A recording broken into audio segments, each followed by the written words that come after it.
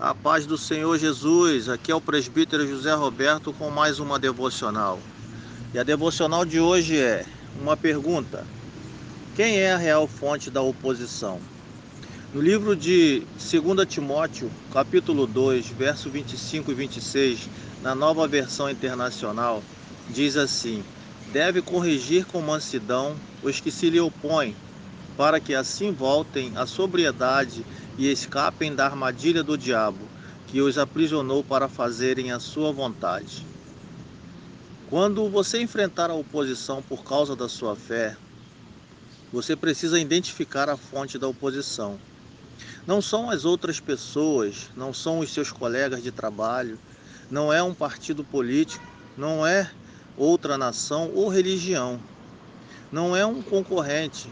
A pressão que você sente para se esconder, ficar em silêncio ou se sentar quando deveria se levantar, essa pressão não vem de outras pessoas. Na verdade, essa pressão ela vem de Satanás. Lá no livro de Apocalipse, capítulo 12, versículo 10, Satanás é chamado de o acusador dos cristãos. O trabalho principal dele é colocar você para baixo. Há uma batalha espiritual invisível acontecendo e você não pode se esconder por causa disso. É uma batalha que é invisível, ela acontece à sua volta. A pressão para impedi-lo de fazer o que é certo não está vindo de outras pessoas. Elas são apenas as armas. Na maioria das vezes, elas nem sabem que estão sendo usadas. O real problema é a guerra espiritual. No livro de Efésios, capítulo 6, verso 12, na Nova Versão Internacional, diz assim: pois a nossa luta não é contra seres humanos, mas contra os poderes e autoridades, contra os dominadores deste mundo de trevas, contra as forças espirituais do mal nas regiões celestiais. Satanás sabe que é burrice atacar Jesus Cristo diretamente, por isso ele ataca seus seguidores. Ele usa a mídia, a música, a cultura popular e tudo o que ele pode para ridicularizar aqueles que seguem Jesus. Ele está por trás das vozes que dizem aqueles cristãos são ultrapassados, eles estão do lado errado da história. Eles não sabem o que falam, são fanáticos. Aqui está o que a Bíblia diz que você deve fazer. Fique longe das discussões tolas e sem valor, pois você sabe que elas sempre acabam em brigas. O servo do Senhor não deve andar brigando, mas deve tratar todos com educação.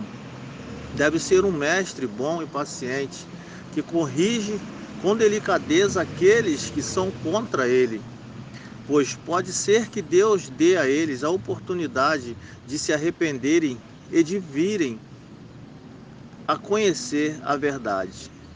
E assim voltarão ao seu perfeito juízo e escaparão da armadilha do diabo, que os prendeu para fazerem o que ele quer. 2 Timóteo capítulo 2, verso 23 e 26 na Nova Tradução da Linguagem de hoje.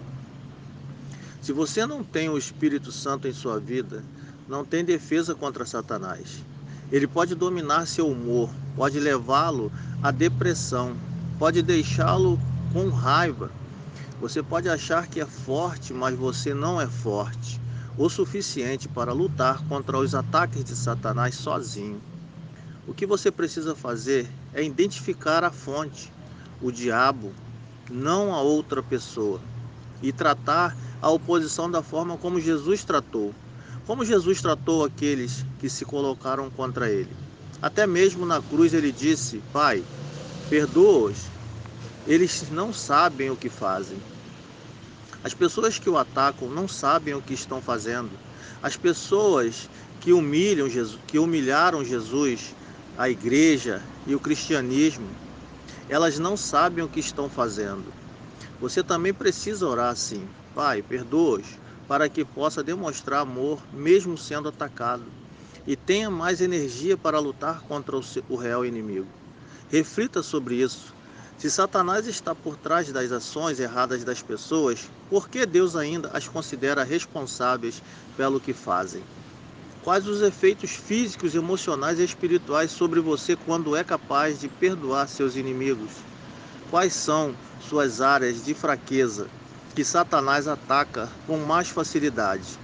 Peça a Deus para aumentar a sua fé nessa área e dar graça e dar força necessária para você ficar mais firme.